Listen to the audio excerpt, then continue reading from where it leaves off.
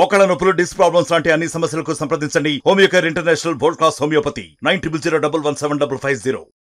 2 రోజుల క్రితము ఆలగడ్డ పట్టణంలో అట్ల శ్రీదేవి అనే ఒక మహిళ పైన దాడి చేసి ఆమెను చంపడము నిజంగానే చాలా బాధాకరంగా ఉంది. ఆమె పైన, ఆమె భర్త పైన, భాస్కర్ రెడ్డి గారి పైన, ఇద్దరి పైన కూడా అటాక్ చేసినారు. శ్రీదేవి గారికి తలపైన చాలా పెద్ద దెబ్బ తగలడంతో స్పాట్లోనే చనిపోవడం జరిగింది. నిజంగానే ఈ గడిచిన కొన్ని నెలల క్రితం నుంచి మరి ఆలగడ్డలో జరుగుతున్న ఎన్నికల్లో నాకు సపోర్ట్ చేయడమే కాకుండా వాళ్ళ హస్బెండ్కి అంటే భాస్కర్ రెడ్డి గారికి, ఆయన డయాలసిస్ పేషెంట్ అయినా కూడా ఆయనని జాగ్రత్తగా చూసుకుంటూ సమయం దొరికిన ప్రతిసారి కూడా నాతో పాటు మరి ప్రచారంకి తిరిగి, నేను లేనప్పుడు కూడా మరి సొంతంగా తనకు పరిచయం ఉన్నవాళ్ళు, తన బంధువులు అందరి దగ్గరికి కూడా వెళ్ళి తప్పకుండా ఈసారి తెలుగుదేశం పార్టీ అధికారంలోకి రావాలి, రౌడీజం, గూండాయిజం అనేది రాష్ట్రంలో లేకుండా ఉండాలి అంటే మళ్ళీ చంద్రబాబు నాయుడు గారి పరిపాలన రావాలి, స్థానికంగా నేను గెలవాలనే ఒక ఆలోచనతో కూడా మరి ఎంతో కష్టపడి నా కోసం తిరగడం జరిగింది.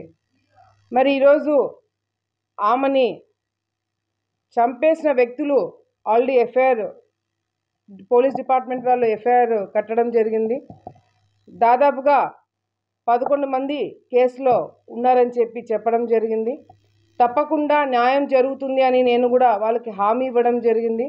ఎందుకంటే ఒక్కసారి తెలుగుదేశం పార్టీ కండవా వేసుకొని తెలుగుదేశం పార్టీ కోసం కష్టపడిన వాళ్ళు ఎవరికి కూడా అన్యాయం జరగదు అని మరి లోకేష్ అన్న గారు కావచ్చు, చంద్రబాబు నాయుడు గారు కావచ్చు హామీ ఇవ్వడం జరిగింది. పోలీస్ డిపార్ట్మెంట్ వాళ్ళ డ్యూటీ వాళ్ళు కరెక్ట్గా చేయాలి, చేసేలాగా ఈ ప్రభుత్వము చేస్తుందని చెప్పి కూడా మరి వాళ్ళకు కూడా నేను తెలియజేసుకుంటున్నాను.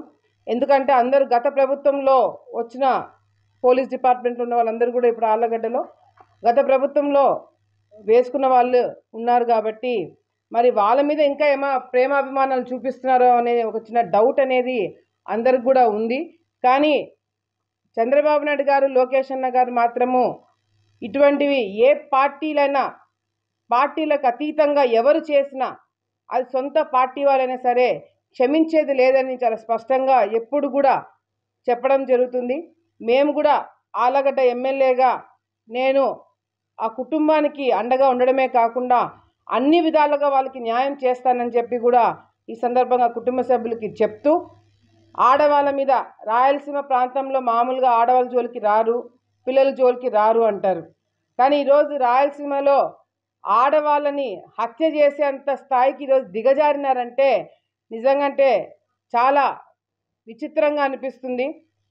ఇటువంటి రౌడీయిజం, గూండాయిజం చేసి ఇటువంటి కార్యక్రమాలు చేసి ఆలగడ్డలో భయభ్రాంతులు గురి చేయాలని చెప్పి మీరు చూస్తే మాత్రము ఆలగడ్డ ఎమ్మెల్యేగా చూస్తూ కూర్చోనని చెప్పి కూడా సందర్భంగా వాళ్ళందరూ కూడా హెచ్చరిస్తున్నాము.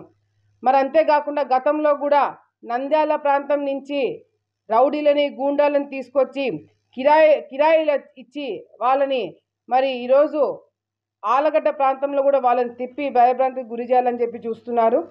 ఎటువంటి పరిస్థితులలో అవి జరగనివ్వము. పోలీస్ డిపార్ట్మెంట్తో మీటింగ్ పెట్టుకోవడం జరుగుతుంది.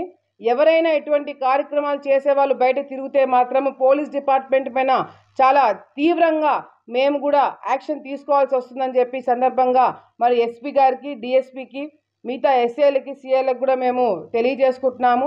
మీరు ప్రభుత్వానికి చెడ్డ పేరు తీసుకొచ్చే కార్యక్రమాలు ఏది చేసినా కూడా మేము ఊరుకోమని చెప్పి కూడా డిపార్ట్మెంట్ వాళ్ళకి తెలియజేసుకుంటూ, ఇటువంటి సంఘటనలు మళ్ళీ జరగకుండా అన్ని విధాలుగా కూడా మేము చూసుకుంటామని చెప్పి ప్రజలందరూ కూడా తెలియజేసుకుంటూ, ఎవరు కూడా ఆలగడ్డ ప్రాంతంలో ఈ విధంగా హత్యలు చేసుకుంటూ పోతే భయభ్రాంతులు గురవుతారని చెప్పి కొంతమంది వ్యక్తులు అనుకుంటున్నారు.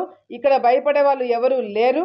ఆలగడ్డని ప్రశాంతంగా పెట్టే బాధ్యత నాదని చెప్పి కూడా సందర్భంగా తెలియజేసుకుంటూ, పోలీస్ డిపార్ట్మెంట్ వాళ్ళు సరిగ్గా పనిచేయకపోతే మాత్రము వాళ్ళ మీద కూడా యాక్షన్ తీసుకోవడం జరుగుతుందని చెప్పి ఈ సందర్భంగా ప్రజలందరూ కూడా తెలియజేసుకుంటున్నాము. మరిన్ని వీడియోస్ కోసం ఛానల్ ని సబ్స్క్రైబ్ చేయండి, లేటెస్ట్ అప్డేట్స్ కోసం వాట్సాప్ ఛానల్ ని ఫాలో చేయండి అండ్ లింక్ డిస్క్రిప్షన్ లో ఉంది.